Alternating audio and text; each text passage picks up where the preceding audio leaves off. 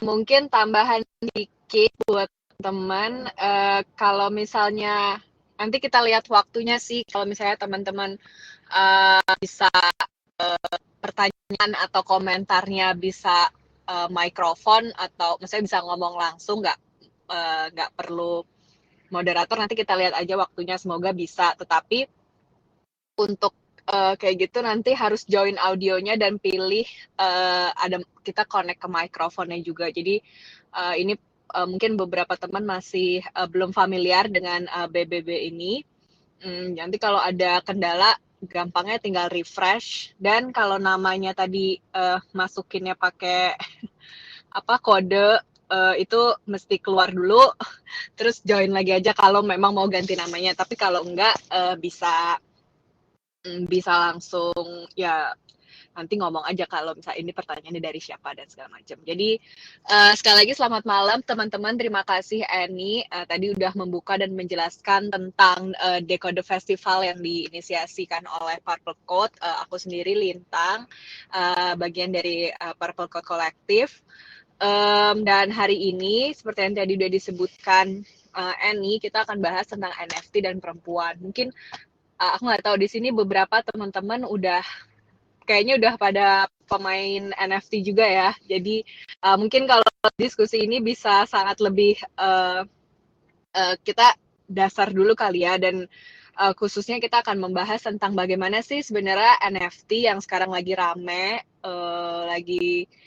lah gitu, yang digadang-gadang bisa menjawab hampir beberapa pertanyaan atau masalah dari dunia seni. Itu apakah juga punya ruang yang aman bagi perempuan atau menjadi ruang yang baik gitu menerima perempuan untuk berkarya. Dan sebenarnya kenapa kita angkat isu Made by Woman ini, karena dari acara Purple Code kemarin di 17 Agustusan kita bahas juga tentang bagaimana perempuan merasa merdeka terutama di isu seni. Ternyata ada satu isu bahwa terkadang perempuan itu nggak dianggap sebagai pencipta gitu ya, kayak sulit gitu untuk mengakui bahwa perempuan itu sebagai pencipta, karena biasanya hanya membantu atau kerja domestik dan segala macam. Nah, jadi kita mau menuliskan lagi sih atau membuatkan ruang lagi gitu bahwa teman-teman perempuan bisa kok jadi creator kayak seperti itu. Nah, mungkin tidak berlama-lama aku akan tentang pembicara kita yang udah pemain-pemain NFT mungkin ya, dan juga pegiat seni. Pertama ada Kezia Alaya. Halo Kezia. Kezia ini adalah penulis, periset, dan praktisi seni dengan latar belakang studi kajian media dan budaya.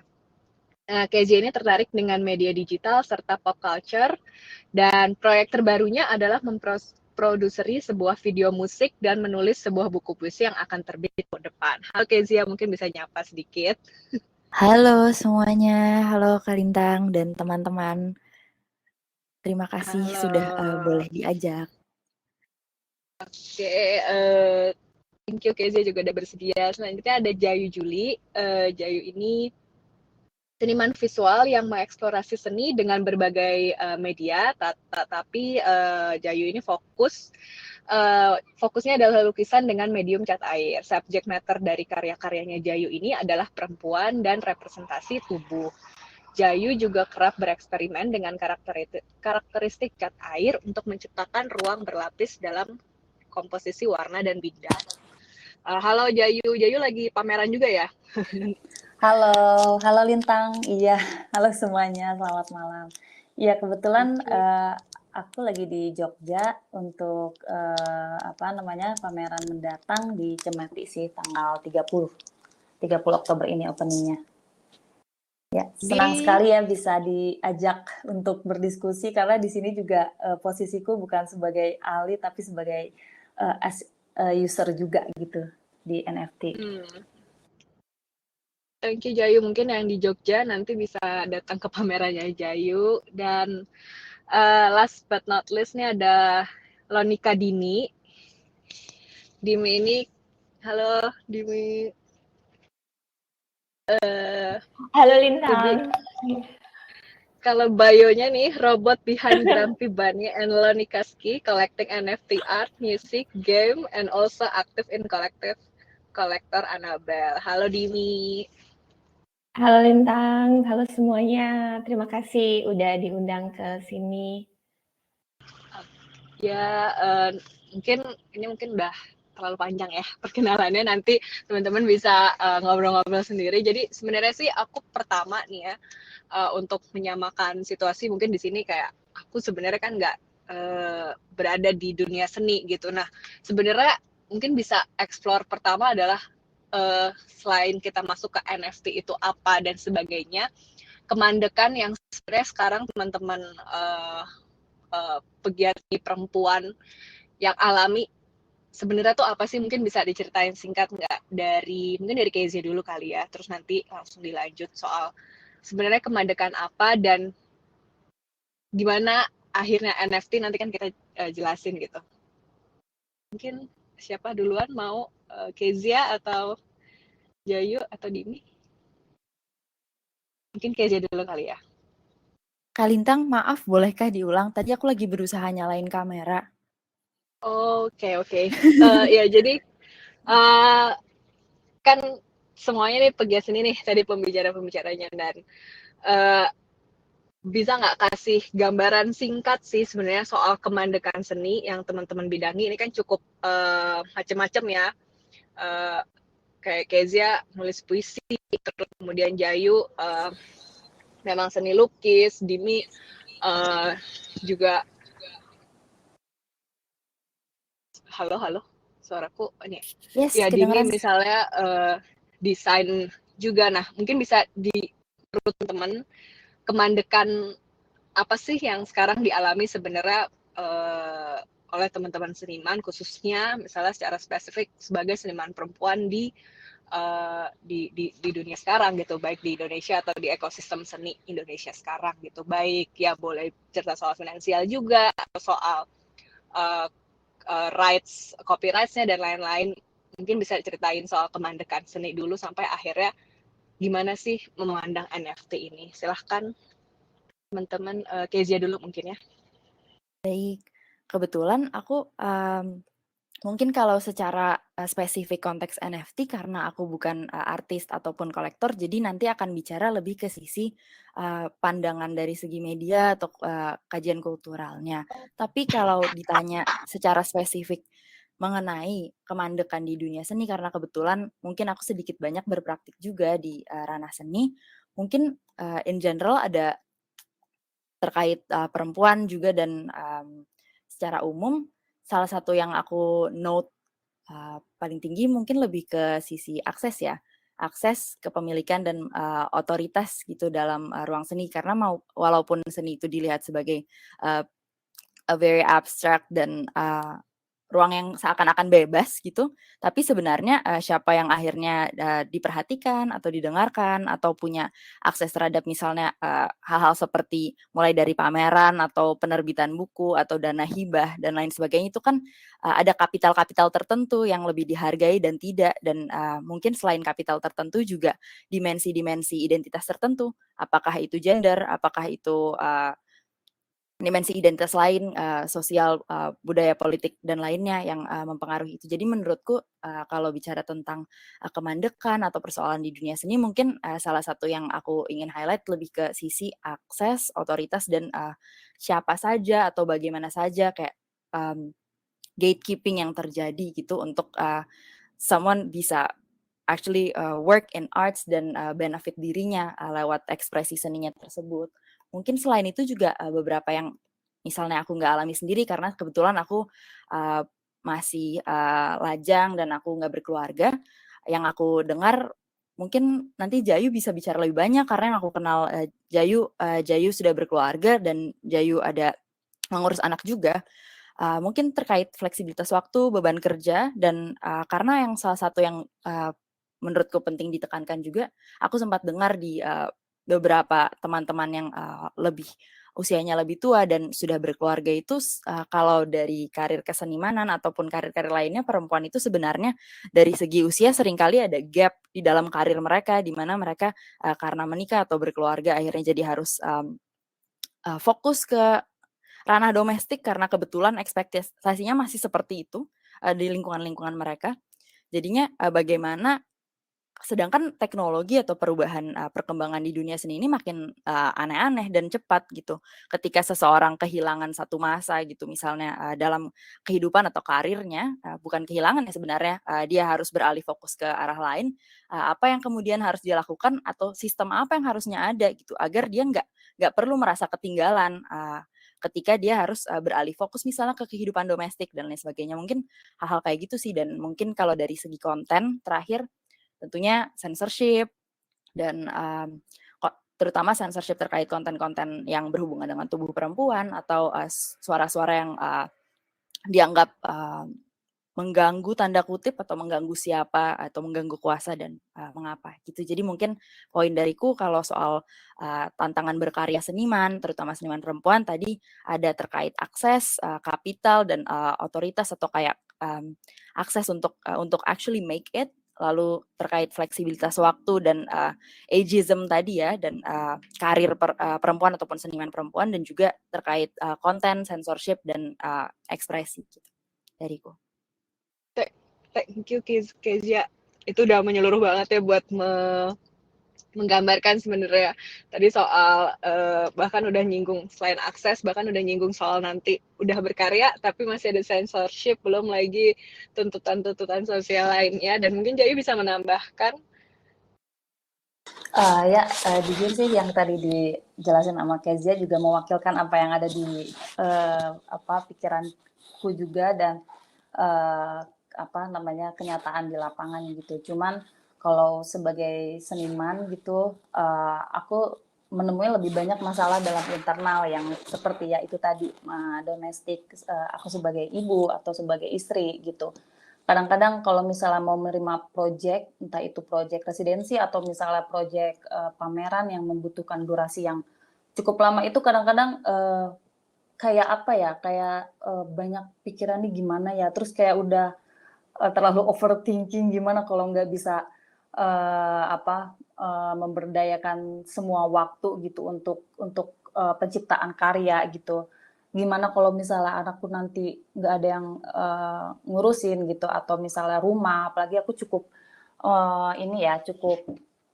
perfeksionis gitu, kalau misalnya dalam urusan rumah tangga tuh pengen dipegang sendiri semua, itu kadang-kadang menjadi suatu tantangan dan juga kebutuhan aku dalam berstrategi. Untungnya suamiku sampai sejauh ini sih sangat kooperatif gitu dan sangat mendukung banget karir kesenimanan yang aku jalanin. Jadi ya sebenarnya masalah internal sih. Terus yang kedua itu kalau misalnya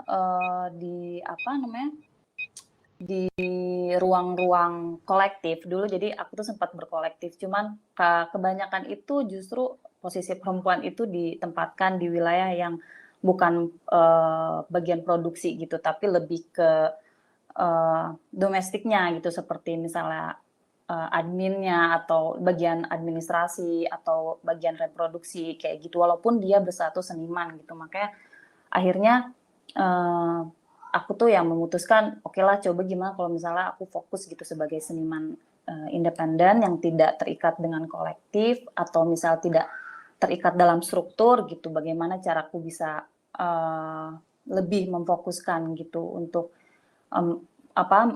mengerjakan proyek-proyek kesenian. Itu sih yang ketiga ya. Sekarang karena adanya pandemi atau sebelumnya itu kan sangat terbatas sekali kan akses atau misalnya mobilitas seperti itu, dan proyek-proyek kesenian itu sempat juga berhenti. Tapi ada ininya juga sih, saat proyek offline banyak yang berhenti, tapi justru di online atau di virtual tuh malah makin banyak gitu proyek-proyek. Sebenarnya itu kan kekurangan ya, tapi lebih ke kelebihan di tengah pandemi ini Beradaptasi terhadap proyek-proyek kesenian tuh malah banyak bisa ikut gitu, bahkan yang di luar negeri atau di luar kota tuh bisa berpartisipasi gitu. Itu aja sih. Thank you Jayu, Kezia. Mungkin ke Dimi nih langsung aja sekalian kayak ngejawab dari kemandekan tadi tuh sebenarnya NFT tuh apa sih? Apakah benar gitu NFT bisa menjawab soal kemandekan yang tadi? Mungkin spesifik soal seni secara umum, lalu nanti kita bahas tentang spesifik pengalaman seniman perempuan ya tadi. Mungkin nanti kita akan bahas di situ. Tapi ke Dimi mungkin apakah memang NFT, apakah itu NFT dan apakah NFT memang menjawab kemandekan seni rupa? Apalagi tadi Jayu udah mention soal keterbatasan pameran offline misalnya karena pandemi gitu. Silakan Dimi.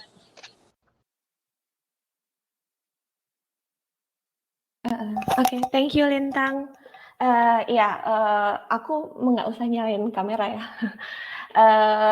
Ya memang sih tadi yang udah dia dijabarin sama Keisha sama Jayu Juli ini juga udah mewakili semua, dan itu sebenarnya bisa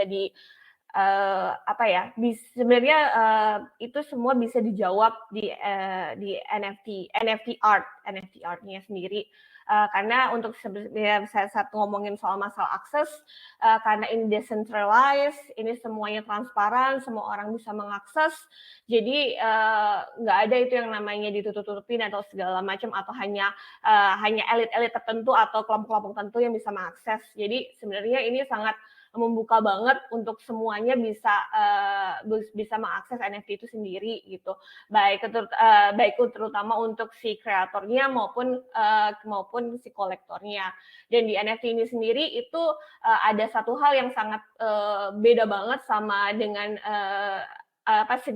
seni konvensional. Itu adalah pertama, si seniman itu sendiri, si kreator itu sendiri bisa langsung kontak dengan kolektornya itu juga bisa langsung kontak ke kreatornya, dan mereka juga bisa langsung berkomunikasi gitu, apalagi berbicara soal seni yang mereka buat gitu as a kreator gitu, namanya. Dan di situ juga tidak ada yang namanya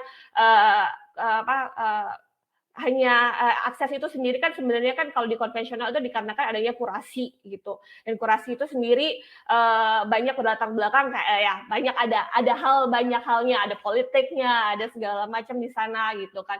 Jadi semua artis itu tidak bisa ibaratnya tuh memperlihatkan seninya mereka, karyanya mereka bagaimana, dan cerita di balik karyanya itu sendiri, baik di proses ataupun semacamnya.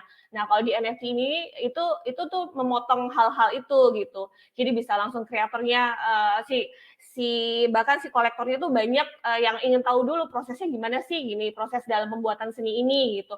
Makanya di NFT itu ada yang namanya kita bicarakan soalnya namanya drop party. Drop party itu adalah saat seniman ngedrop karyanya dan dia bercerita soal karyanya itu sendiri, dan itu tuh tanpa harus kurasi gitu. Semua seniman NFT itu tuh bisa melakukan itu gitu. Dan itu yang paling menjawab. Dan juga yang kedua adalah soal masalah royalti. Di NFT ini ada royalti yang tidak ada di seni konvensional. Karena kan di seni konvensional kita tahu kan kalau misalnya karya fisik sudah dibeli, ya sudah putus gitu kan, kreatornya atau senimannya tidak akan mendapatkan royalti apapun. Sedangkan kalau di NFT ini si kreator itu akan terus mendapat royalti gitu, bahkan sampai dia meninggal pun, sampai cucunya atau segala macam. Ini kan sebenarnya kan impiannya kreator ya, untuk terus mendapatkan royalti dari karyanya mereka, seperti itu kan. Namanya itu yang sebenarnya jadi masa depan future seni kedepannya sih, itu yang paling dilihat di NFT adalah itu. Gitu. Thank you. Thank you Dimi.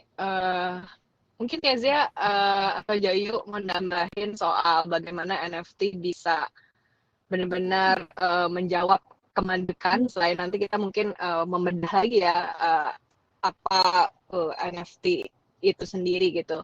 Terutama tadi Kezia di awal bahas soal otoritas, apakah teknologi NFT ini gitu ya memang tadi udah disebutin juga soal royalti, bahkan juga soal bagaimana interaksi creator dengan kolektornya gitu. Mungkin Kezia dan Jayu bisa menambahkan. Silakan Jay. Oke, sebelumnya aku mau cerita tentang awal kenapa aku tertarik ya. Jadi awalnya itu waktu kripto mulai populer kan, tapi belum di NFT-nya gitu. Waktu itu sahabat aku tuh Draw Mama Mariska Soekarno itu kayak ngasih tahu ke aku gitu kayak, Jay, lo tahu nggak ini NFT? Oh apa tuh? Ya kita diskusi sedikit terus. Waktu itu aku belum langsung ikutan karena aku pikir nggak ngerti yang seperti ini, ternyata dia duluan. Nah abis itu nggak lama di sekelilingku juga udah pada ikut gitu ternyata.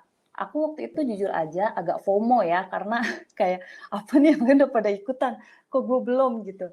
Ya udah akhirnya aku ikutan dengan sebelumnya kebetulan suamiku juga dia kan duluan, jadi dia yang ngasih tahu gitu step by step. Setelah aku sekitar Agustus aku ikutan, nah di situ seiring sama aku dengan mulai ikut ke NFT ini, aku sih nggak bisa menjawab apakah NFT ini merupakan jawaban.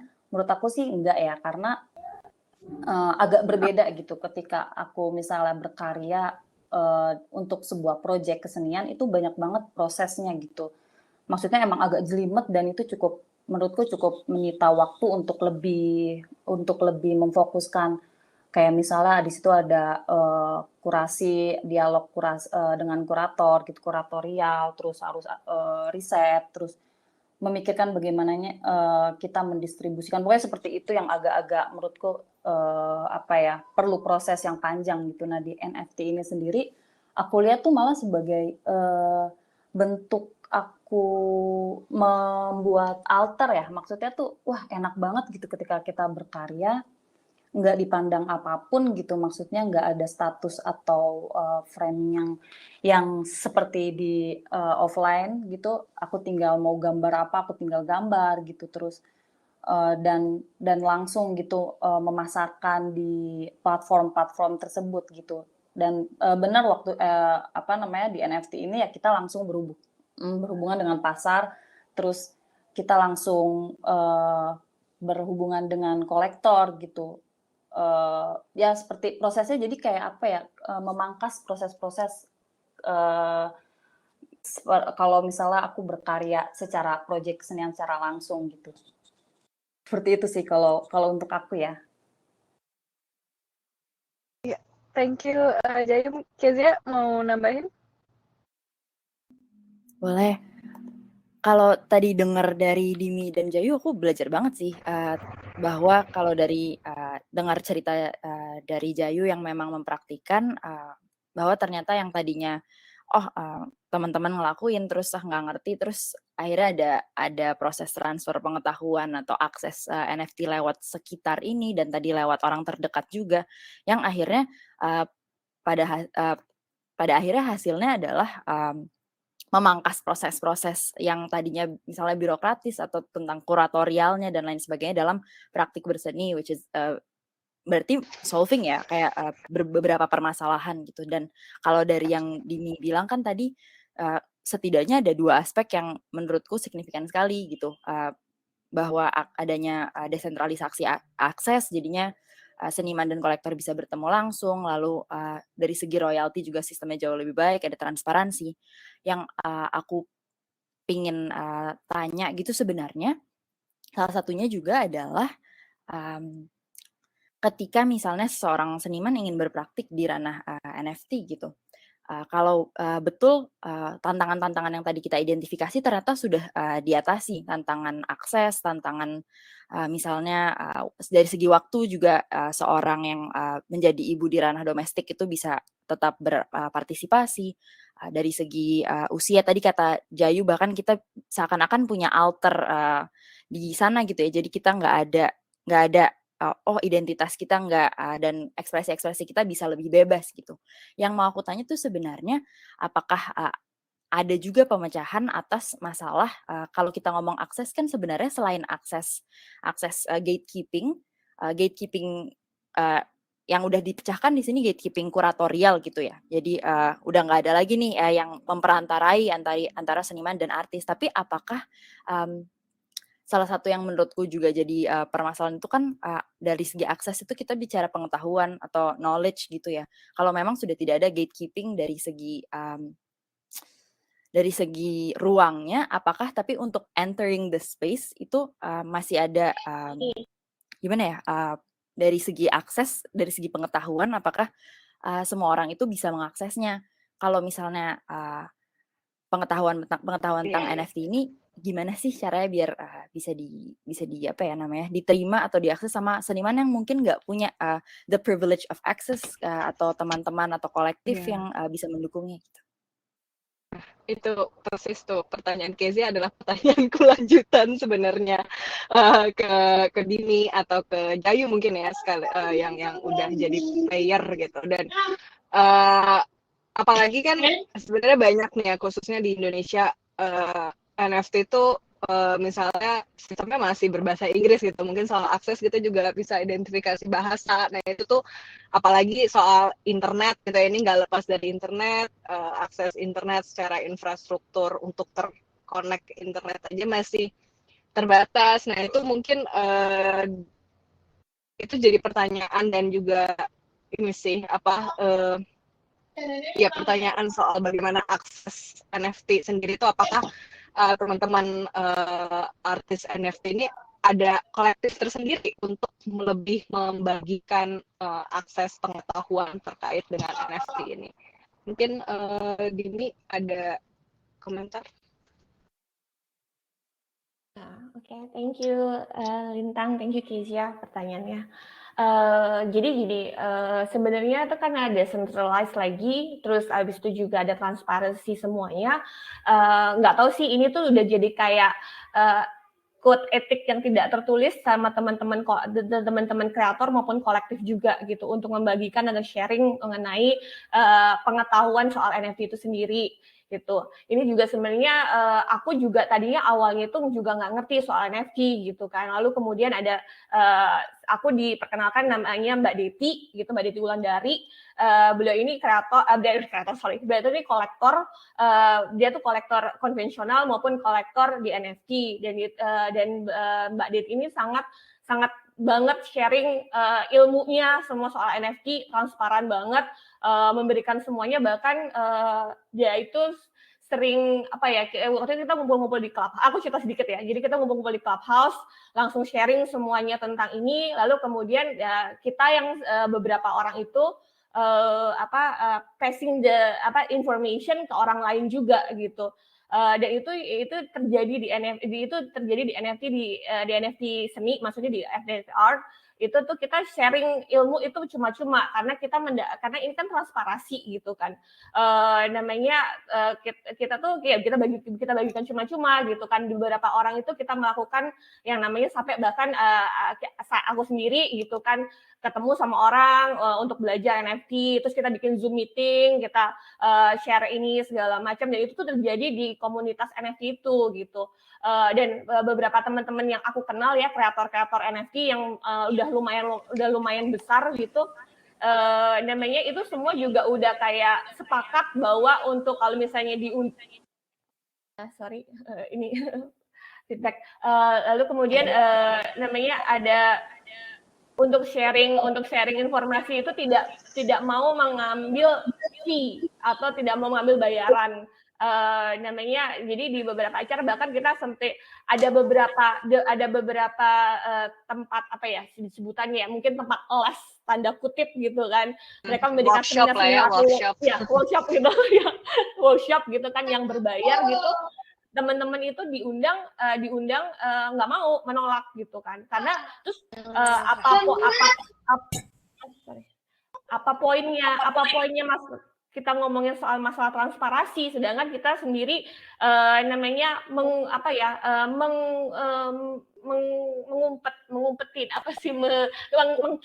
mengkeep informasi ini dan hanya membagikan kepada orang-orang tertentu yang bisa mengakses dengan berbayar seperti itu.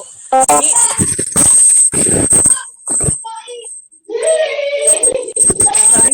yang lain bisa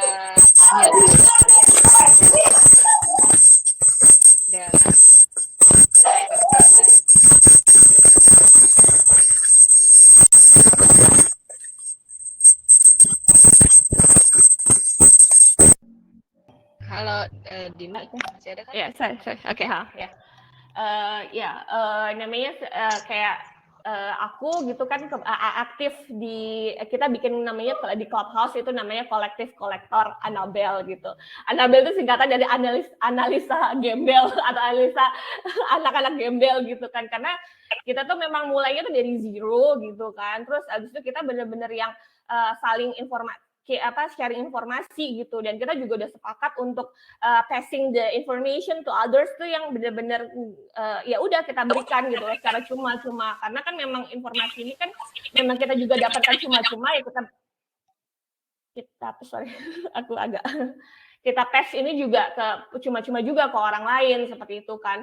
Lalu di apa namanya, dan ini tuh bagusnya di NFT ini komunitasnya tuh sangat kuat gitu. Satu sama lain saling support, saling dukung. Itu juga terbukti adalah si kreator ini juga mendukung kreator lain dengan menjadi kolektor gitu, mengkoleksi karyanya gitu, kayak gitu. Jadi benar-benar komunitas ini sangat kuat banget gitu kan, dan kita tuh juga soal informasi itu sangat terbuka banget gitu kan, bahkan yang kolektif kolektor ini yang aku ikutin ini kita benar-benar kita buka Clubhouse tuh hampir setiap hari gitu, dan setiap hari itu ada orang datang masuk yang nanya caranya buat NFT gimana ya gitu kan, NFT itu apa, bikin wallet itu bagaimana, kayak gitu-gitu sampai pertanyaan kayak terus bahkan dikit-dikit aja ya. Step by step gitu, tiba-tiba ada mereka lagi mau minting nggak bisa, langsung nanya ini kenapa ya, kok error ya, segala macam. Terus kita informasi juga soal masalah gas fee gitu kan, gas fee-nya lagi tinggi, gas fee-nya lagi rendah. Gas fee itu biaya, ibaratnya biaya administrasi gitu kan untuk mengupload karya, untuk minting seperti itu, ataupun membeli karya, karena kan di NFT itu kan di crypto kan ada yang mining kan, nah itu kita harus membayar administrasi di situnya. Namanya itu pun juga kita sangat terbuka banget informasi. Terus bahkan untuk teman-teman yang baru mulai, kita tuh selalu suggest untuk kayak kalian jangan lewat basis coin-nya itu di Ethereum, karena itu kan mahal dan besar. Kita tuh selalu kayak bilang kalau untuk mulai itu kita coba di ada platform namanya Hitcapnang. Di Hitcapnang itu kita memakai koinnya adalah Tezos. Tezos itu lebih murah, gas fee-nya juga rendah, lalu kemudian juga lebih eco-friendly dibandingkan Ethereum itu sendiri. Namanya kita tuh jadi ya nggak ada yang ditutupin sih, semuanya di-sharing, dibagikan, lalu kemudian juga orang yang mendapatkan informasi itu membagikan lagi ke yang lain seperti itu, dan antar kolektif itu juga nggak ada yang maksudnya kalau kita kolektif di konvensional itu kan banyak agenda, banyak gitu kan. Kalau di NFT ini, kolektif NFT ini sendiri, sorry Mbak Ida, boleh di unmute, di mute, sorry ya. Kalau di kalau di kolektif NFT ini sendiri benar-benar semuanya tuh ya transparan gitu kan, saling membagikan informasi yang benar-benar ya udah gitu kan, kayak nggak ada yang ini gitu. Bahkan kalau misalnya ada beberapa workshop berbayar pun kita kayak langsung nge-ban gitu loh, kayak kita bikin tandingannya gitu, sini aja ikut workshop sama kita gratis, free, kayak gitu. Juga seperti yang kayak Jayu Juli juga Juli itu juga share juga share juga gitu kan, informasi yang dia dapatkan juga dari orang-orang terdekat, dan orang terdekat itu juga dapat dari orang terdekat yang lainnya, kayak gitu kan. Jadi kayak chain informasinya itu tidak terputus gitu kan, dan balik lagi dikarenakan ini transparan gitu, tidak ada yang ditutupin, tidak ada yang dikurasi, tidak ada yang diumpetin, hanya informasi untuk kalangan-kalangan tertentu itu nggak ada gitu. Itu sih buat aku dari sisi menjawab yang masalah akses informasinya dan pengetahuan. Tapi kalau masalah akses soal internet dan segala macam, itu juga balik lagi kan kita masih Infrastruktur kita kan tidak bisa merata sampai daerah-daerah seperti itu kan. Ya kayak gitu, itu memang masih agak terkendala gitu. Sedangkan banyak kreator-kreator di luar kota-kota besar itu masih banyak kesulitan akses gitu kan. Kayak kemarin waktu aku ada beberapa teman di Kalimantan itu kan kayak mau pakai Zoom aja kayak mesti sinyalnya hilang-hilangan kayak gitu kan kalau waktu mau share informasi gitu kan. Apalagi pas mereka mau melakukan minting gitu. Mau minting tiba-tiba koneksinya hilang segala macam kayak gitu kan juga ada gangguan-gangguan di situ yang aksesnya. Itu sih kalau dari aku. Thank you.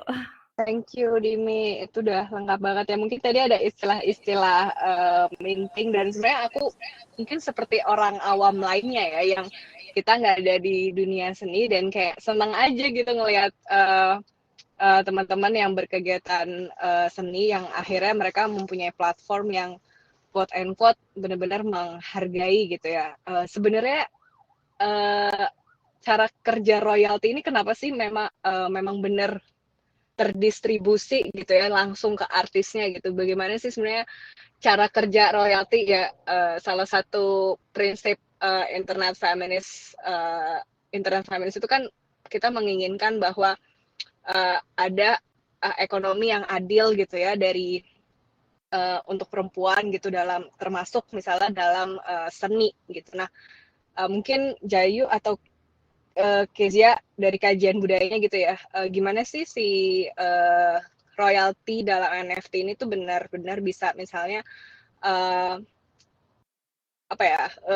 mengapresiasi si senimannya itu selain tadi kan kayak mengekat beberapa gatekeeper tadi gitu, kurasi dan segala macam. Mungkin ada hal lain yang bisa di teman-teman yang kayak aku gini awam kayak bisa membayangkan bagaimana kerja NFT dan bagaimana itu bisa quote and quote cukup mengapresiasi khususnya dari segi finansial gitu ya. Dan sebenarnya tertarik juga dengan istilah kolektor gitu. Apakah misalnya kayak kita bukan creator yang nggak bisa berkesenian gitu, tapi bisa juga ikut turut berpartisipasi dalam mengapresiasi seninya itu. Kalau mungkin zaman dulu kita beli album fisik gitu ya, sebelum ada internet, ini bisa beli karya NFT itu, apakah salah satunya bentuk supportnya itu seperti itu atau gimana? Mungkin Jayu nanti dan Kezia bisa nambahin. Iya, kalau aku sendiri sih awal banget masuk itu pas banget sama ada ini ya komunitas NFT yang dibikin sama Indo Art Now, itu kan dia bikin Discord, jadi di situ aku langsung ikutan tuh karena emang pengen bener-bener tahu nih step by step sampai gimana sih regulasi di baliknya gitu, apalagi kita kan banyak melewati platform-platform gitu selain si platform NFT itu sendiri. Ya udah akhirnya aku ikut di situ dan emang cukup lengkap sih untuk konten-kontennya. Jadi apa itu NFT, ini apa, kayak misalnya kita tuh sebelum ke platform si NFT-nya itu kita harus bikin apa dulu kayak gitu. Kayak bikin Indodax kalau di Indonesia itu kan. Terus habis itu kita bikin dompet, itu udah berarti udah ngelewatin 2 step proses gitu ya. Terus habis itu baru kita pilih platform market mana gitu yang sebagai marketplace gitu. Ada Haiketnang, ada Foundation namanya, terus ada lagi OpenSea. Cuman waktu itu juga aku baru tahu dan dikasih tahu kalau buat yang baru-baru nih udah di Haiketnang aja. Pertama dia lebih familiar gitu. Terus gas fee itu jadi di mana kita minting itu kita dapat kena fee gitu dari si platformnya. Itu katanya paling kecil. Terus dan komunitasnya juga perputarannya cycle-nya katanya cepat seperti itu. Akhirnya udah aku coba. Pertama ternyata walaupun sedikit pertanyaan gitu setiap aku bikin akun-akun tersebut, aduh ini datanya gimana ya kayak gitu. Apalagi kalau mulai masuk, kebetulan aku cuman punya si Haiketnang aja sih di platformnya karena OpenSea dan Foundation itu emang khusus buat kreator yang udah pasarnya tuh udah banyak dan dia udah punya nama gitu, udah besar lah transaksionalnya gitu. Akhirnya ya udah pas aku coba itu lumayan tuh. Jadi aku tuh kayak berpikirnya itu memakai mindset bisnis gitu, maksudnya pebisnis gitu. Apa yang kira-kira disukai di pasar seperti itu. Akhirnya aku bikin ilustrasi yang itu sangat mungkin jauh berbeda dengan karya-karya yang biasa aku bikin di offline gitu. Aku kebetulan kalau offline kan misalnya aku kebanyakan manual gitu. Maksudnya secara melukis secara manual. Tapi kalau untuk NFT ini seperti yang tadi aku bilang sebagai alter aku benar-benar mengefektifkan gitu semua komponen, kayak misalnya ya udah aku pakai digital nih karena dia paling cepat gitu. Terus aku juga pasang strategi apa ya yang kira-kira suka. Oh misalnya karakter kucing gitu. Terus aku bikinlah karakter kucing dengan warna-warna yang terang gitu.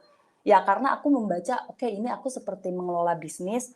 Terusnya di situ aku kayak penjual gitu ya istilahnya.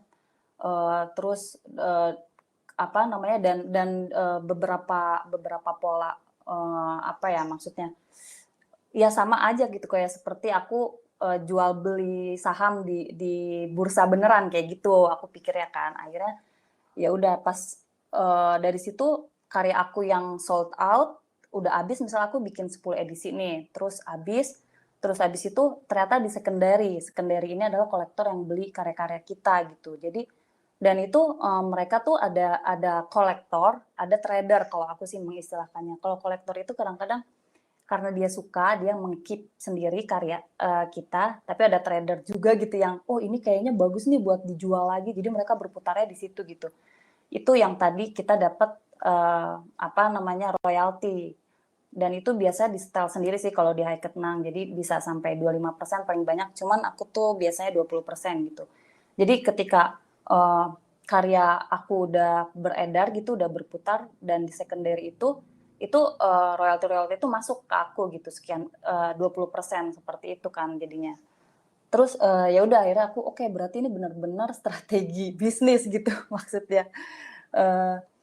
Dan selain jadi aku tuh bikin khusus gitu untuk menjual karya ilustrasi aku yang berkarakter alter ini, sama satu lagi ya eksperimen. Jadi yang tadi ditanyakan kenapa sebenarnya nggak harus yang bergerak di seni aja sih, siapapun yang mempunyai ide dan konsep dan itu bisa didigitalisasi atau misalnya bersifat retinal, itu tuh apa aja bisa. Bahkan misalnya teks di Twitter misalnya itu bisa diperjualbelikan di NFT.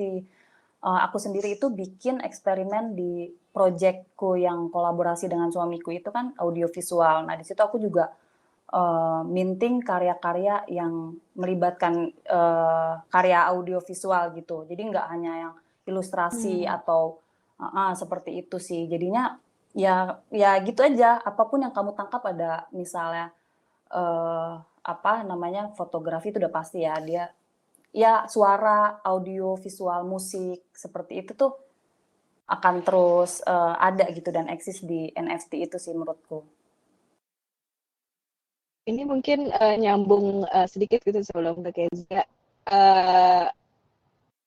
Gimana kesempatan Ninin di kolom chat. Makasih udah buat diskusi ini dan house role-nya bagus banget juga. Makasih.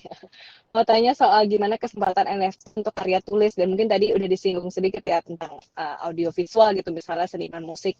Apakah ada tempatnya? Dan kedua, persona seniman di dunia sosial media mempengaruhi seberapa laku karya yang di NFT-kan nggak? Jadi gimana sih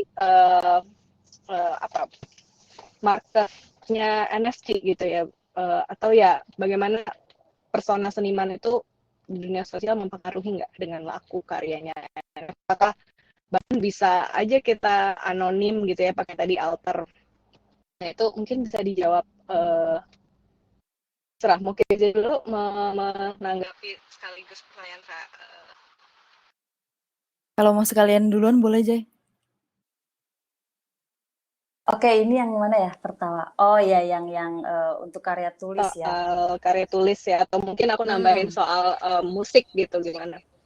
Ya, kalau sebenarnya sih musik itu ada beberapa ya. Kemarin itu juga aku ikut mendengarkan podcastnya Bin Harlan juga, dia ternyata men-NFT-kan rilisan lagu terbarunya gitu. Tapi dia juga sebenarnya nggak mengerti ini gimana ya kaitannya. Kalau untuk musik yang ini ya, yang akan dikomersialisasi gitu.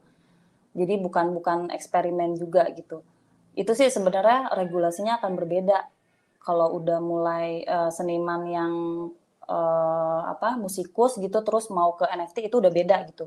Tapi kalau misalnya ingin berekspresi gitu seperti teman-teman aku juga ada yang mereka bikin 3D atau animasi itu sama musik bikinan mereka itu. Jadi satu paket. Itu sih semua jadi bisa ya, maksudnya apapun bentuknya gitu selama digital gitu. Terus kalau misalnya persona seniman, awalnya aku tuh beranggapan oke, berarti yang biasanya tuh beberapa ilustrator yang udah punya nama gitu sebelumnya, yang udah aktif di DeviantArt atau misalnya di ya kayak gitu emang sangat mempengaruhi gitu awal-awalnya. Cuman lama-lama karena kolektor dan pasarnya itu global, itu tidak berlaku lagi gitu. Jadi emang akan berlaku ketika itu lingkupnya ya di circle kita gitu, maksudnya misalnya di Indonesia gitu atau di mana gitu, di circle tertentu gitu.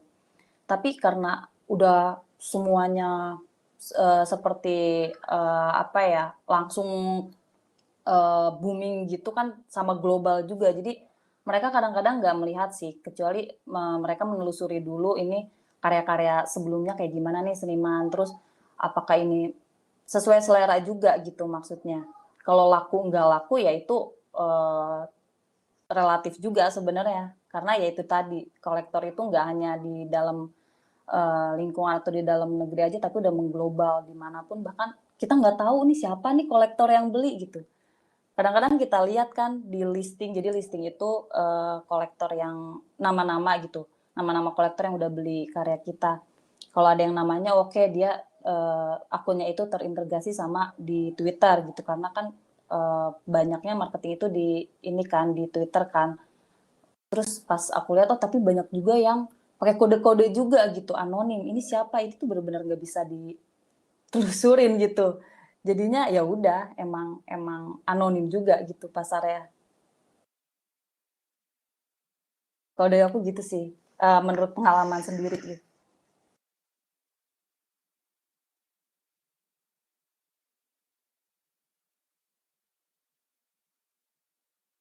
Halo, sorry, tadi ada disconnect sedikit karena audionya ganti.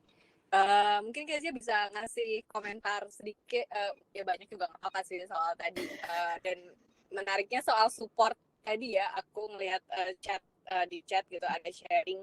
Dan itu sebenarnya ada nggak sih di dunia offline seni, misalnya di dunia offline gitu ya, di dunia seni offline itu apakah ada? Dan sebenarnya mau sekaligus tanya soal yang ada di chat juga gitu ya, komentar Kezia tentang agak hilang tadi enggak ya, soal bagaimana nih soal objektifikasi perempuan di karya-karya NFT gitu. Mungkin Kezia boleh memulai isu ini juga, maksudnya pertanyaan ini. Silakan Kezia.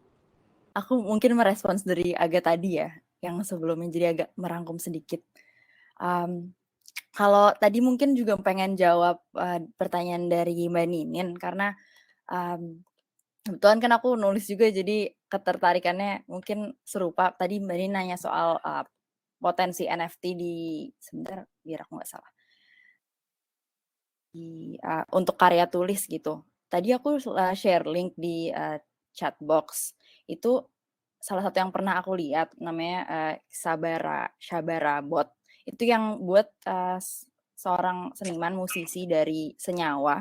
Kalau tahu unit Ya, Mas musik Ruli tersebut, betul, dari Ruli Shabara. Kalau beliau itu eksplorasinya kan memang cukup macam-macam, dan ini yang pernah aku lihat aja, mungkin untuk menjawab Ninin tadi, beliau pernah mengeluarkan 3 Conversations and a Message, a Post-Human Literature. Jadi bahkan itu karya tulis yang ditulis oleh bot atau oleh robot gitu. Jadi aku sepakat sih sebenarnya sama yang tadi Jayu bilang gitu, kalau apapun bentuk ekspresinya, kalau itu bisa ditelurkan atau di bentuk apapun itu, bisa-bisa aja dijual. Tapi kemudian ini sebenarnya jadi pertanyaan baru bagiku karena kan sebenarnya NFT yang juga populer itu banyak yang meme kucing gitu kan dan bahkan meme atau cuma tweet yang dijual gitu. Jadi dari segi bentuk atau wujud mungkin sebenarnya nggak terlalu ada batasan tersebut. Tapi yang jadi pertanyaanku juga adalah pertanyaan selanjutnya Mbak Ninin tadi.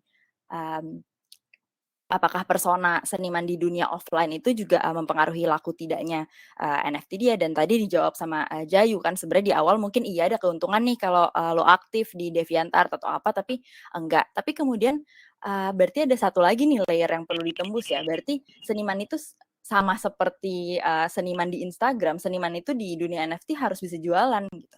Berarti ada skill set tertentu nih yang harus bisa dikuasai oleh seniman yang mungkin secara natural ada yang nggak terlalu sebenarnya bisa kuasai gitu yang tadinya dijalankan oleh peran misalnya agen dan lain sebagainya, tapi seniman jadi harus bisa marketable atau marketing dirinya gitu, harus mencari strategi. Aku nggak bilang ini buruk atau baik, tapi berarti this is a layer yang harus ditembus gitu menurutku. Lalu mungkin tadi ngejawab atau merespon juga yang sebelum-sebelumnya.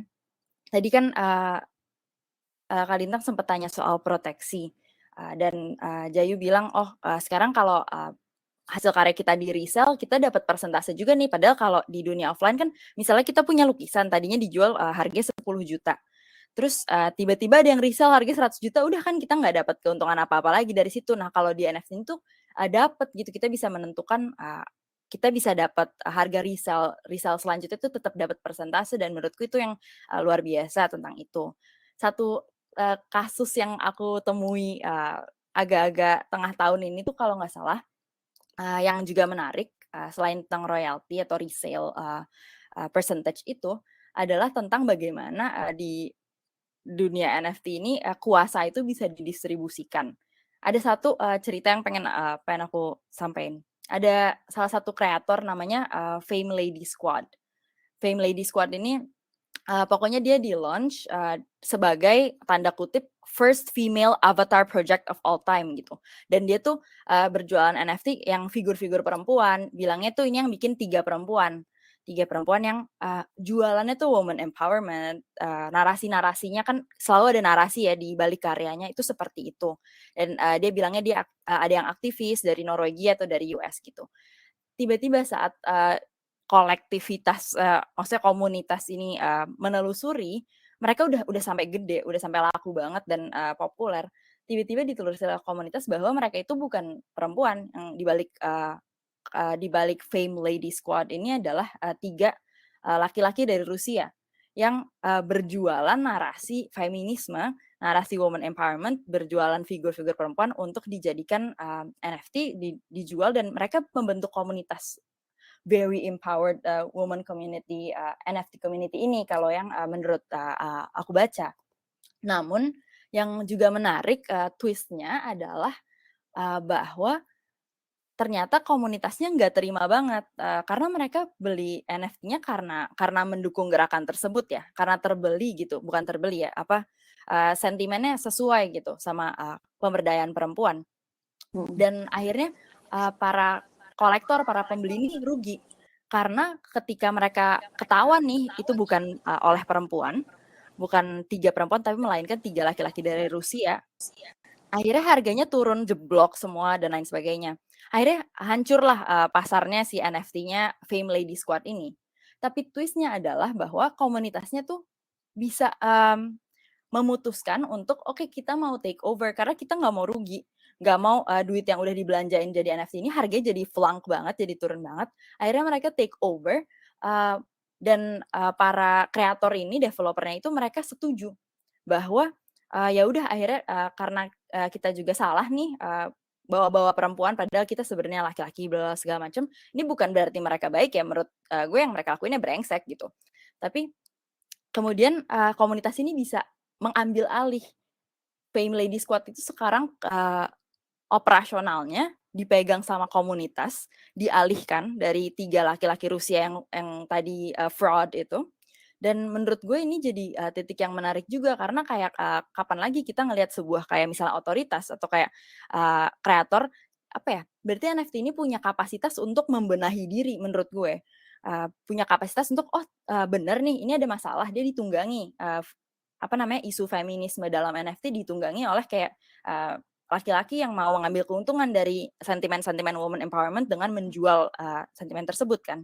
Tapi ternyata komunitasnya bisa memulihkan diri sendiri and I think it's very feminist of the NFT community, bahwa mereka, memutuskan mereka mau memulihkan diri, mereka nggak mau nih kayak kapital yang udah mereka, sama-sama usahakan di situ jadi rugi, terus mereka membentuk semacam, kayak administrator baru yang akhirnya mereka alih tangankan ke, atas nama komunitas. Jadi segala proses-proses yang tadinya menguntungkan kreator semuanya jadinya, dipindahin ke tangan komunitas. Mungkin kalau mau baca-baca tentang proses yang terjadi di Fame Lady Squad itu, menurut gue menarik ngeliat potensi NFT untuk, dunia NFT ini untuk, eee membenahi masalah-masalah sendiri dan menurut gue itu salah satu, aspek yang, cukup feminis dan cukup, terbuka about NFT ya, gue nggak menyangka bisa sejauh itu. Dan tadi, gue jadi super tertarik sih sama ketika, Kak Dini cerita soal kolektor Annabelle karena waktu gue, denger Clubhouse NFT itu kebetulan, kurang hoki ketemunya Clubhouse yang, room-room luar bukan Indonesia, jadi kurang cocok sebenarnya kayak pengertian gue, atau guenya aja masih belum terlalu paham. Tapi yang one thing yang, gue sangat sepakat dan sadari, salah satu hal yang gue juga tertarik, selain bahas-bahas NFT ini kan belakangan digital fashion atau virtual fashion.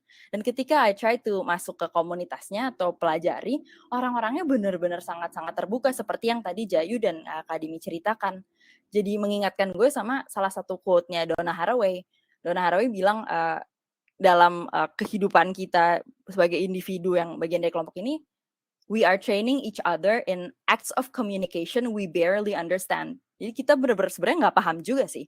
Kita saling melatih satu sama lain dan dalam kolektivitas ini kita membangun pengetahuan bersama. Jadi mungkin yang, titik beratnya menurut gue pengetahuan tentang, tentang NFT atau tentang hal-hal baru yang akan muncul ini harapannya pengetahuan yang bukan dibentuk berdasarkan misalnya otoritas atau pemahaman tunggal gitu ya, tapi kita bangun bareng-bareng dan bahkan struktur NFT yang tadi misalnya sempat dirusak bisa dibangun kembali baru lagi. Jadi bagaimana bukan hanya kita fokus ke struktur, sistem NFT secara teknis, tapi juga, prinsip-prinsip, logika-logika, feminis atau logika-logika yang lebih baik ini bisa atau lebih progresif ini bisa juga diterapkan gitu dalam kerja-kerja NFT yang kayaknya sangat, dimungkinkan. Terakhir Donna Haraway itu juga bilang, selain we are training each other in acts of communication yang we barely understand, we are constitutively, companion species. Jadi kita spesies yang, perkawanan atau persahabatan atau companionship. Jadi I think the way forward memang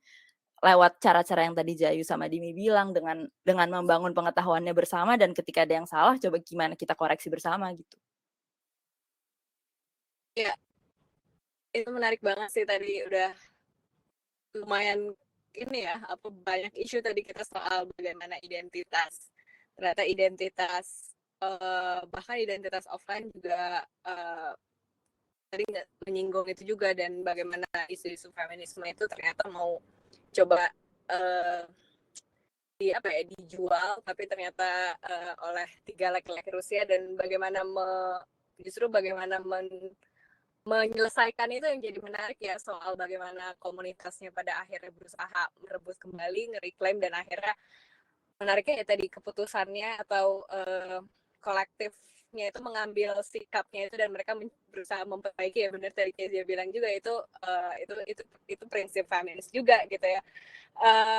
Sebenarnya aku menarik ada satu lagi sih soal censorship gitu ya. Sebenarnya NFT itu menjawab nggak isu-isu censorship atau mungkin teman-teman nih aku tapi mau coba karena waktunya terbatas aku mau apakah teman-teman ada yang mau komentar gitu yang lain gitu kalau nggak ada mungkin kita bisa bahas soal censorship ini gimana apakah NFT ini menjawab sebenarnya keterbatasan berkesenian terutama di Indonesia soal nggak cuma Indonesia sih tapi negara Asia pada umumnya ya banyak censorship gitu. Mungkin bisa bicara langsung siapa ada yang mau komentar Oming mungkin silakan unmute unmute-nya agak lama emang loading.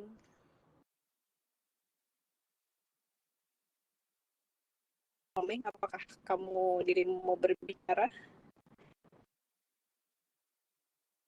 Atau teman-teman yang lain ada yang mau komentar nggak? Aku lagi di jalan. Apakah ada teman-teman yang mau komentar? Kalau nggak ada, aku ya itu sih pertanyaanku soal censorship ini sebenarnya bisa dijawab nggak? Dini mungkin bisa share pengalamannya. Thank you Lintang. Ya soal censorship ini kan balik lagi kan, ini kan semua karya di NFT itu kan bukan ada di konvensional, nggak ada yang balik lagi tadi yang Keisha bilang juga kan, di sini tuh nggak ada yang kuratorial, terus abis itu juga peraturan di bukan in real world ya apa sebutannya ya, peraturan di dunia luar kripto itu tidak berlaku di kripto, di metaverse itu tidak berlaku gitu kan, tidak berlaku di sana. Jadi soal censorship itu juga nggak ada sebenarnya. Jadi benar-benar artis itu bisa, seniman itu bisa eksplor seluas-luasnya mengenai itu gitu kan. Dan bisa bebas berekspresi, bebas benar-benar yang mau apapun yang dia tuangkan di situ tuh nggak ada censorship dan nggak ada apapun gitu, karena yang censorship itu kan sebenarnya kan adanya kan aturan di luar dunia metaverse gitu kan. Di metaverse itu sendiri nggak ada, bahkan kita nggak bisa ngomongin soal censorship, soal ngomongin pajak gitu, itu tuh nggak ada pajak gitu. Aturan di luar dunia metaverse itu nggak berlaku di situ. Tapi nanti saat kriptonya diliquidkan, nah itu baru kena baru kena pajak gitu kan. Tapi kalau masih di dalam wallet itu nggak ada gitu.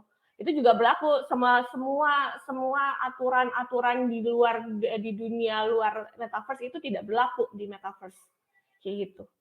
Itu yang sisi bagusnya itu di sana. Terus tadi aku juga mau bahas yang soal tadi yang Squad Girl itu, ya itu sisi lain negatifnya dunia metaverse itu gitu. Karena saking decentralized-nya, semua orang tuh bisa menjadi siapapun gitu. Dan tapi di sisi lain di situ tuh benar-benar tidak ada kalau aku bilang gini, aku tidak setuju yang misalnya kalau bicara seperti ini, oke, namanya NFT Indonesia, artis Indonesia kayak gitu.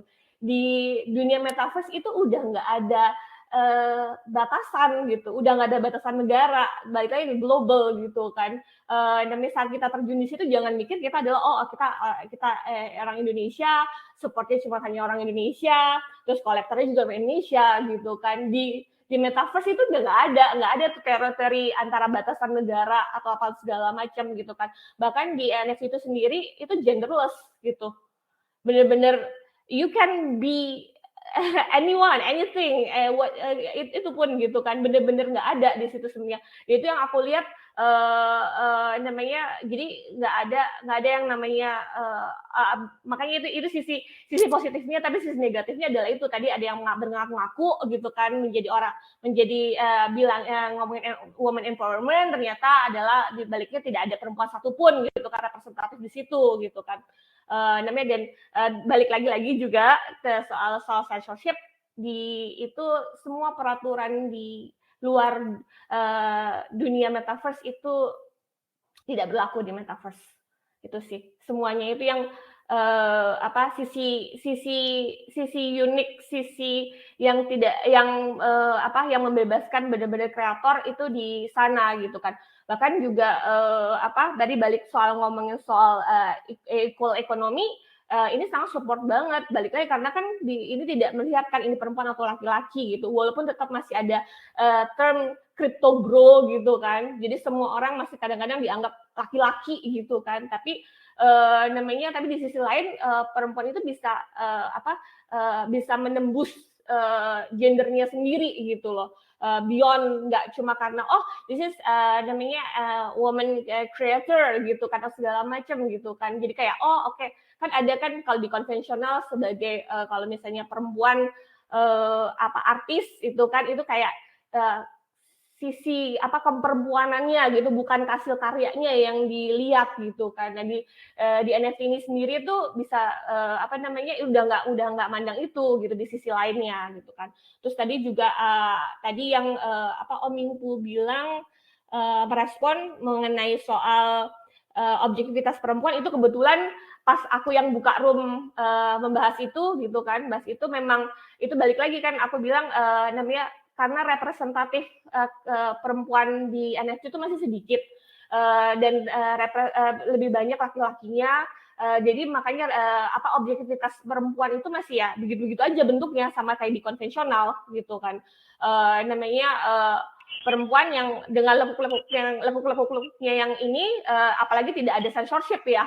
Benar-benar yang secara apa ya masih male gaze banget gitu kan, bentuk-bentuk perempuan itu seperti apa gitu kan, bentuknya harusnya yang langsing lah, yang lekukannya lah, yang payudaranya besar lah dan segala macam kayak gitu kan, masih sangat gitu banget karena female creator di NFT sendiri masih dikit banget. Waktu 2020 aja masih cuma sekitar 26%. Namanya itu masih nggak apple to apple gitu kan, jadi ya representatif perempuan ya masih kurang. Namanya apa ya makanya tuh juga ada objektivitas perempuan itu juga apalagi tidak ada yang namanya censorship gitu kan di dunia itu ada gitu kan. community guideline ya kayak social media platform. Iya betul, nggak ada community guideline-nya gitu kan. Yang guideline-nya adalah komunitas itu sendiri gitu. Kayak Keisha cerita tadi. Jadi yang benar-benar yang ini yang benar-benar apa ya, yang memandu, menuntun itu adalah komunitas gitu. Makanya kalau misalnya kamu mau besar di NFT, you should build the community gitu kan. Karena itu benar-benar saling support satu sama lain gitu. Terus tadi yang pertanyaan dari Lintang gitu kan, apakah bentuk support kita bukan kreator gitu, kita mau bentuk support ke kreator itu gimana? Apakah cuma jadi kolektor? Aku jawab enggak. Namanya karena untuk menjadi artis NFT, di kreator NFT gitu kan, itu juga mereka kan quote on quote menjual karyanya itu kan melalui sosial media, salah satunya adalah Twitter. Di situ namanya kita nggak perlu jadi kolektor, kita bantu retweet aja gitu, bantu tag ke orang lain gitu kan, itu kan membesar probabilitas calon-calon kolektor untuk melihat karyanya kayak gitu kan. Hal sesimpel itu sih sebenarnya di dunia NFT itu gitu kan. Banyak yang aku tuh sering banget kayak ngobrol gitu kayak aduh aku nggak bisa sosial media gitu kan, I'm not social media person gitu. Aku kayak buka aja sebentar-sebentar doang. How can I be a NFT artist gitu kan? Gak bisa menjual karyanya gitu. Ya sebenarnya ya kamu cukup ikut komunitas aja gitu kan. Kayak kamu juga kayak gini, banyak yang kayak mengharapkan di retweet tapi tidak meretweet kan gitu. Itu kan sebenarnya kok itu kolektif gitu kan. Kamu melakukan sesuatu yang akan timbal baliknya juga kolektif itu akan melakukan kepada kamu kan gitu kan. Ya as a simple itu sih kalau mau support kreator gitu, nggak perlu jadi kolektor gitu, nggak perlu jadi kolektor harus membeli gitu karyanya. Ini juga permasalahan di NFT adalah permasalahan di NFT adalah bahwa kalau karena temen kita harus beli nih karyanya temen gitu kan, akhirnya jadi bubble gitu. Sedangkan NFT ini sendiri adalah sangat global gitu, udah bukan nggak ada namanya boundary atau batasan-batasan teritori gitu kan. Bener-bener ini, tapi banyak yang terjun tuh mulai kayak aduh nggak enak, aku harus beli gitu kan dari temen gitu. Padahal as a simple retweet, as a simple like, or as a simple tagging siapapun gitu kan, itu kan meningkatkan probabilitasnya itu gitu. Itu sih gitu. Thank you. Thank you, Dini. Jadi mungkin tadi mau nambahin ya, katanya di chat. Iya, ini sih, jadi kalau aku rangkum dari awal tuh, sebenarnya tuh NFT ini bukan gimana caranya kita sebagai apa ya, jawaban atas kemandegan, tapi justru ini tuh bagaimana kreator mengekspresikan gitu, apa artinya menjadi manusia di era digital gitu ya, melalui si NFT ini gitu. Makanya kenapa NFT itu nggak terbatas kan, apapun ininya, apapun kontennya gitu, apakah itu musik, puisi gitu, bahkan misalnya eksperimen interaktif gitu dengan menggunakan teknologi-teknologi yang ada. Jadi sebenarnya menurutku eksistensinya di situ sih. Terus sama yang tadi dari Kezia itu yang Donna Haraway itu aku jadi ingat yang tentang Feminist Manifesta of the Blockchain. Jadi aku tuh sempat baca dulu si manifesta feminis ini tuh ditulis oleh Claudia Hart. Nanti bisa dicari ininya teksnya. Jadi mereka tuh tentang ada salah satunya itu poinnya ya identifikasi teori queer gitu yang mendukung gagasan Butler tentang gender seperti yang dilakukan.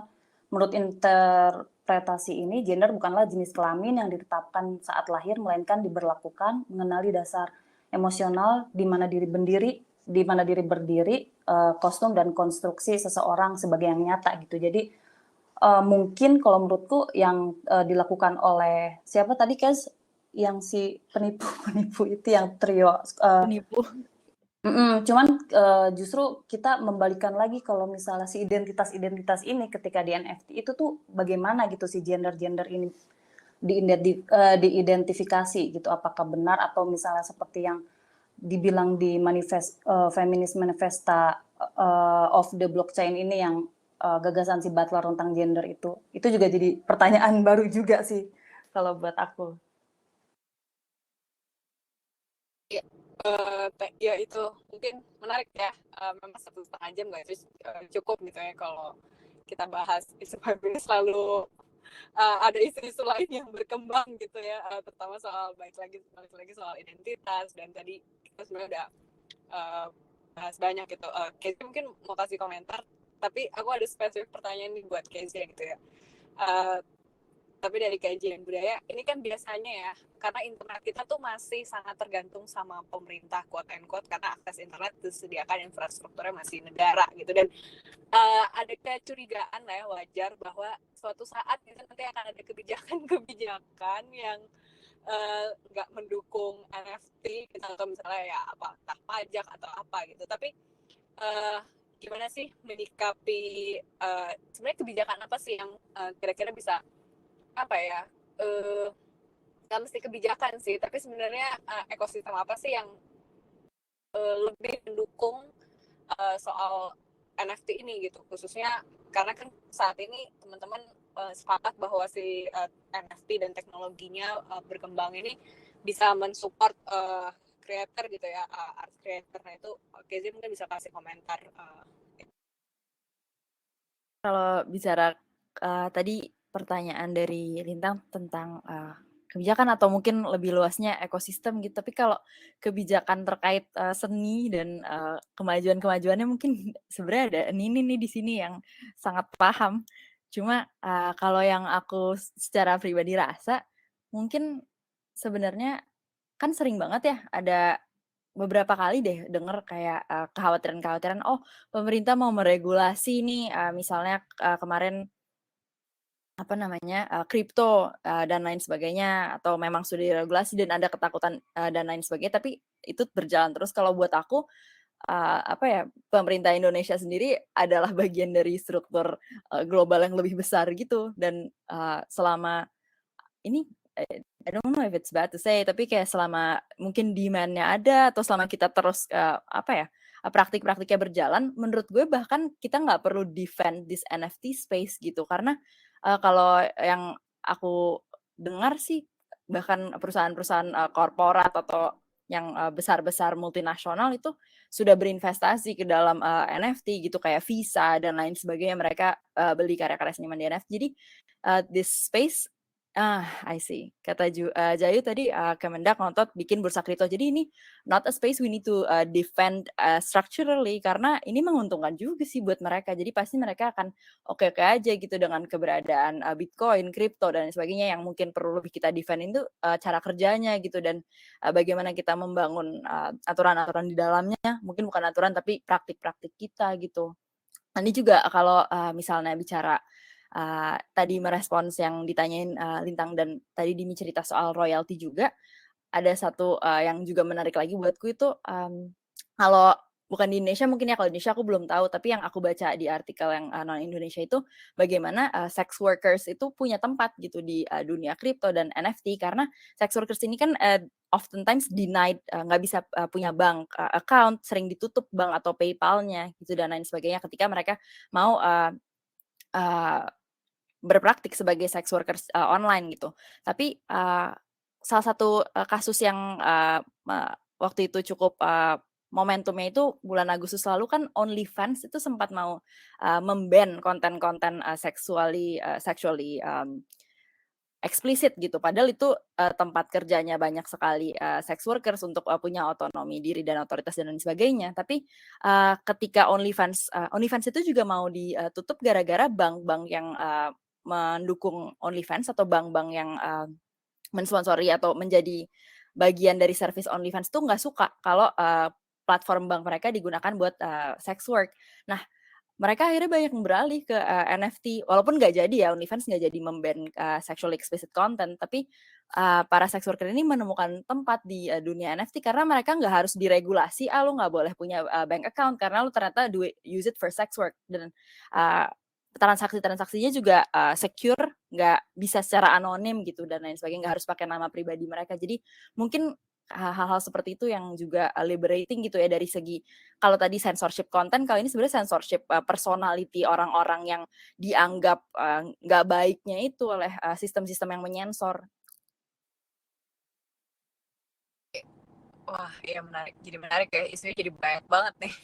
Gue sampai bingung sendiri mau komentarnya karena apa namanya, jadi menarik banget sih, dan benar-benar satu case NFT ini, dan ceritanya kita bisa ngebedah mungkin prinsip-prinsip feminis internet feminis ya, yang mana di Kode Festival sekalian promosi kita akan ada workshop soal itu, dan satu case NFT jadi menarik banget gitu buat ngelihat bagaimana prinsipnya bekerja, atau bisa jadi ruang untuk ya maksudnya NFT sebagai teknologi jadi ruang untuk kita membangun prinsip itu hidup gitu di teknologi yang kita gunakan. Dan menurut gue jadi menarik banget sih, mulai dari akses, kemudian ekonomi yang adil, terus kemudian soal censorship, authority, mungkin ya tadi soal identitas juga, bahkan kaitannya baik di online maupun di offline gitu ya. Dan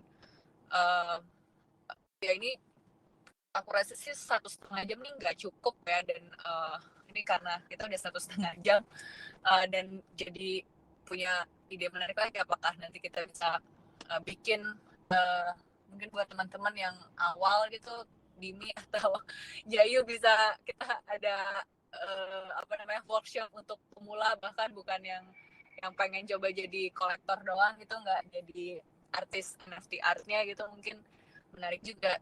Tapi mungkin ini karena udah terakhir gitu, udah menit terakhir, mungkin aku mau minta kayak kata penutup atau apa dong, ya semacam itulah untuk menyimpulkan ke diskusi kita malam hari ini gitu. Oh iya, lingkungan ya. Mungkin terakhir nih, sebelum aku minta ke narasumber, Omi mau ngomong, lagi berisik tadi ya, mungkin kita bisa bahas deh soal lingkungan ini gimana. Aku udah balik.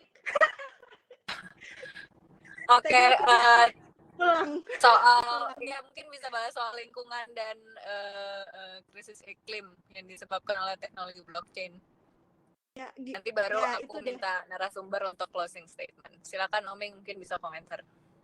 Gimana ya membahasnya? Aku juga baru tahu nih teman-teman. Maksudnya setelah ini si Diva pemagang yang di kantor aku dan Ninin lagi nulis NFT, terus kami ngulik-ngulik bareng, terus ya ternyata ada dampak buruknya ya untuk iklim gitu, karena mesin atau sistem atau server yang menjalankan teknologi blockchain ini memakan sangat banyak energi gitu, dan itu dampaknya krisis iklim tuh begitu besar gitu. Jadi mungkin ini yang bisa kita kritisi juga ya bersama gitu soal ini.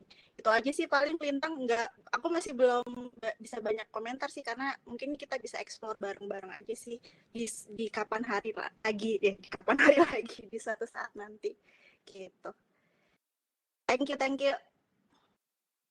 Iya sih tadi Dimi juga udah bahas soalnya sebenarnya ya tentang apa namanya memilih Hisatnak dan Tezos karena eco friendly dan ternyata berkaitan dengan lingkungan di offline ya bukan bikin sama tadi soal price-nya dan segala macam dan tapi itu menarik lagi bagaimana akhirnya gitu ya market atau dalam hari ini komunitas NFT dia bisa punya pilihan berdasarkan value akhirnya mereka bisa memilih gitu alternatif yang mana kadang di dunia seni konvensional atau yang sekarang kita alami kadang suka nggak ada pilihan alternatif tidak terlihat atau tidak bisa digunakan karena misalnya kuatnya monopoli teknologi dan segala macam gitu dan menurut ini isunya menarik banget sih dan aku sekali lagi mau mengundang teman-teman narasumber mungkin bisa kasih closing statement terkait dengan NFT ini dari siapa nih?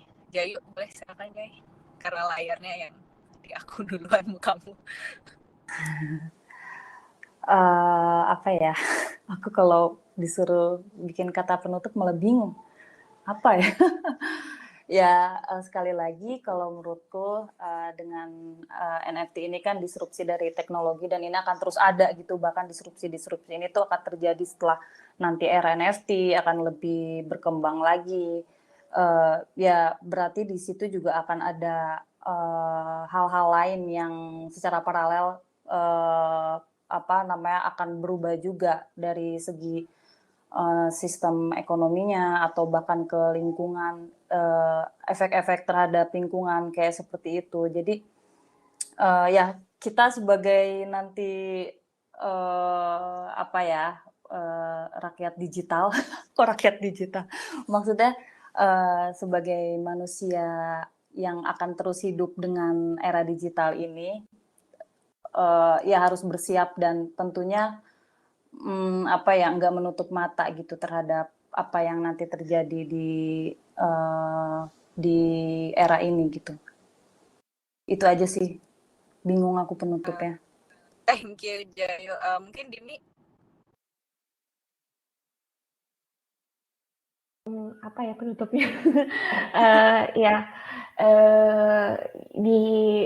kayak kita mau soal bahas NFT ini sendiri sebenarnya kan dia kan sendiri masih baru ya, masih awal-awalnya kan memang dari 2000 NFT sendiri 2015 dan NFT art sendiri baru benar-benar mulai itu di 2017.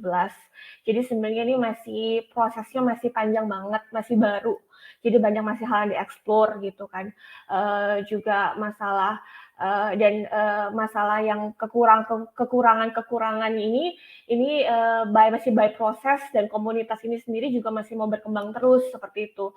Itu yang membuat buat aku melihat bahwa NFT ini masih panjang dan masih jauh banget perjalanannya seperti itu kan. Masih banyak tempat buat explore, lalu kemudian juga komunitasnya juga sendiri support untuk memperbaiki diri yang tadi sebelumnya aku sebutin saat mereka soal permasalahan permasalahan ini yang Ethereum yang tidak ramah lingkungan beberapa dari ini sendiri mikir gitu kan gimana nih caranya nih yang lebih eco friendly dan segala macamnya ramah lingkungan gitu akhirnya mereka membentuk platform baru membentuk koin baru gitu kan yang lebih ramah seperti itu dan juga permasalahan lainnya seperti tadi juga di kayak undang-undang yang di luar undang-undang yang dibuat oleh di dunia luar metaverse itu pun juga mulai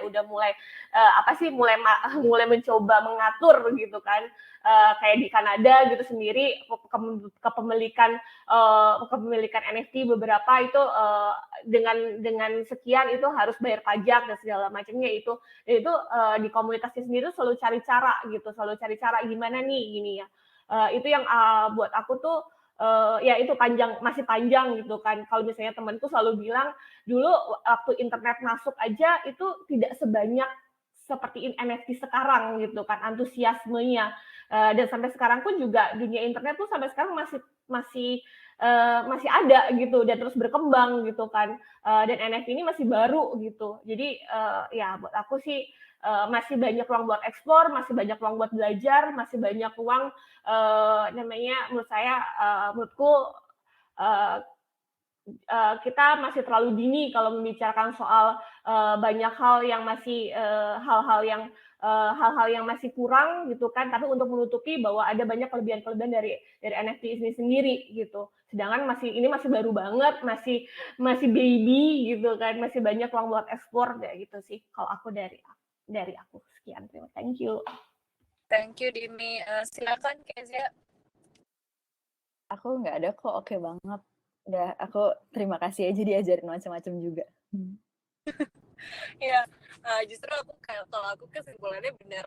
Tadi sudah dibahas juga soal Kezia sama Kezia dan Dimi udah singgung sedikit ya soal ini masih baru dan mungkin persoalan yang perlu kita gali bersama ya soal tadi akses gimana nih pengetahuan soal NFT ini bisa aksesibel baik dari segi aksesibel masuknya bahkan untuk mengoperasikannya, misalnya ada soal bahasa dan segala macamnya. Dan ini jadi kajian yang menarik kalau kita pakai kacamata internet feminis. Dan baik lagi aku mau promosiin jadi di Decoder Festival ini kita akan ada workshop internet feminis juga minggu depan. Jadi dan aku jadi belajar banget sih bagaimana prinsip-prinsip itu di teknologi di NFT ini. Dan aku jadi kayak, dan kita kan sebagai kok feminis dan segala macam, kita harus selalu mengkritisi berangkat dari pengalaman dan segala macam. Dan menurutku NFT ini case yang sangat menarik gitu. Dan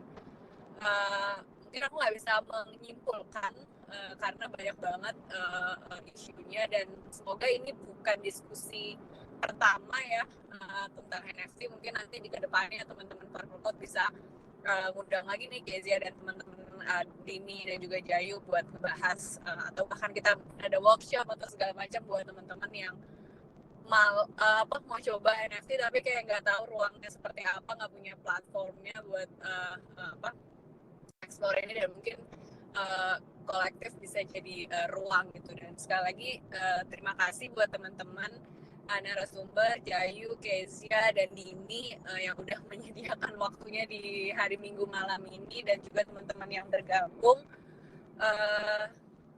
Ya mohon maaf kalau ada salah-salah fasilitasinya atau kurang waktunya. Masih bahas soal fee-nya ya. Mungkin nanti itu bisa jadi isu yang menarik. Atau kita bahas aja nanti di workshop kalau misalnya teman-teman tadi case-nya soal workshop internet feminis. Mungkin itu aja, aku kembaliin lagi deh ke Annie. Terima kasih semuanya. Terima kasih Mbak Lintang, Kak Jayu, Kak Kezia, Kak Dini. Seru banget, menarik banget. Aku dari tadi tuh sampai ngampet tipis gitu karena nggak mau melewatkan satu nggak mau melewatkan sedikit pun obrolan hari ini. Jadi ini menurutku sangat menarik banget. Dan sekali lagi terima kasih teman-teman dan teman-teman peserta juga yang sudah bertahan sampai hampir 2 jam. Jadi thank you banget. Dan seperti yang dibilang Mbak Lintang tadi, bahwa ini bukan yang terakhir, ini pertama, justru diskusi kita yang pertama, dan masih akan banyak lagi diskusi-diskusi yang terkait dengan NFT. Dan mungkin juga akan kita akan berbicara jauh lebih perkelindanannya lebih dari itu juga gitu. Jadi bahwa Made by Women ini adalah kali kedua, pembuka kedua gitu sebelum kita memulai Decoder Fest rangkaian sampai tanggal 7 nanti gitu. Jadi acaranya masih akan berlangsung sampai tanggal 7 November. Untuk detail acara akan diinformasikan melalui akun Instagram Perpacoach. Jadi setelah ini bisa pantengin terus IG-nya Perpacoach, teman-teman, informasi detailnya akan di situ. Dan sementara cukup dari saya dan teman-teman. Sampai jumpa di banyak sesi dan kesempatan baik lainnya. Ya, makasih.